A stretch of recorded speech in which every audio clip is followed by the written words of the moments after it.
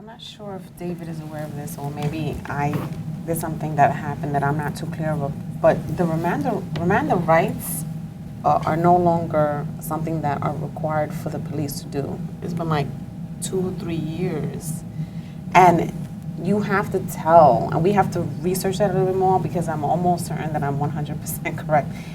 They no longer have to tell you you have a right to remain silent. If you want an attorney, you can ask for one. So whoever gets arrested or who gets taken in for questioning, they're just going to be taken for questioning. I want to take you for questioning. You have to, you don't wait for them to tell you you have a right to remain silent and a right to an attorney. You have to demand, like David said, for an attorney, because they're not going to read you the Miranda rights. They may at some point, and I don't really know like the legality of it, but they're no longer legally obligated to do that. You know, whether or not they are legally obligated, it really doesn't matter.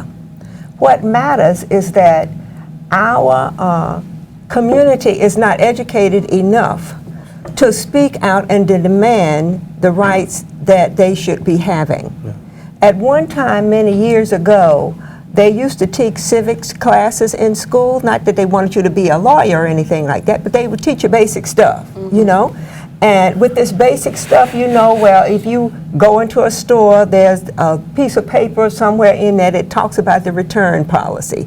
There's some information you need to know when the police come and they tell you various things.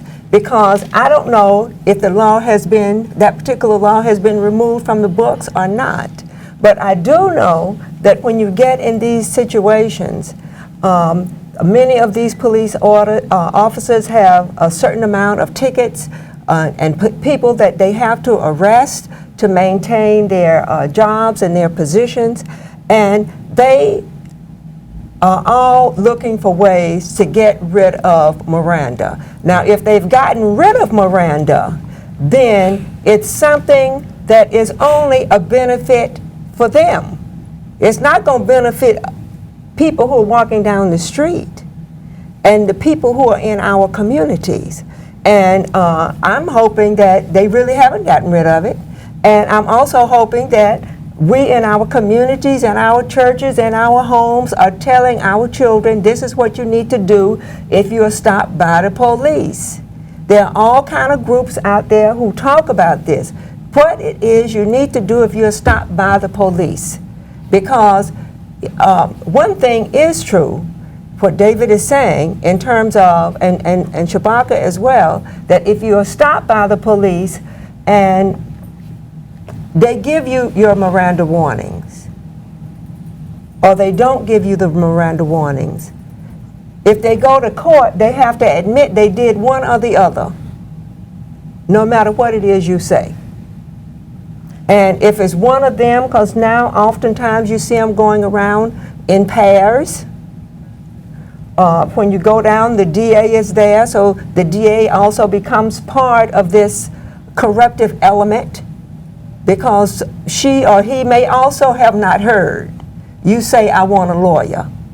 And if you're a child under a certain age, it's very easy for them to walk and trample over your rights. Whether your parents are there or whether your parents are not there. It's very easy, and they have proven that they're willing to trample over your rights any way they can, anytime they can, because the bottom line for them is the arrest. And then the conviction. And oftentimes they want you to help them with that, even if they feed you the information that they can say, well, this is what he said, or this is what he didn't say. It doesn't matter. They want you to help them because they want to be able to point the finger at you to say, well, this happened because of you. Something you did, something you said. It's not them. It's almost like you're sitting there and you're surrounded by these police, and they are innocent bystanders, just standing there waiting for you to start talking and telling them all kind of stuff. They're just innocent.